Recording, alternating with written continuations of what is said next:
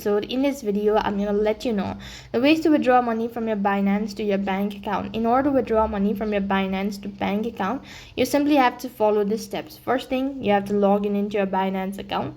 When you're logged in, then you'll be taken to the home page. So from the home page, you need to go to the wallet section. And on this page, you need to go ahead and select fiat currency.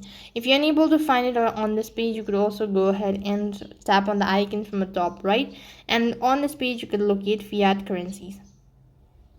So press on it and type in on the search box fiat. So you could go and click on withdraw fiat. Once you've done that, now you'll be taken with the page. So select the currency type. If it's USD or Euro, you could just go ahead and select that. Enter in your bank account details, so make sure that you've already linked it and type in the exact amount. With that, you just have to follow the prompt and you'll have successfully withdraw money from Binance to your bank account. That's all for this video. I hope the video was helpful. Make sure to like, share and subscribe to our channel. Thank you for watching. See you in the next video.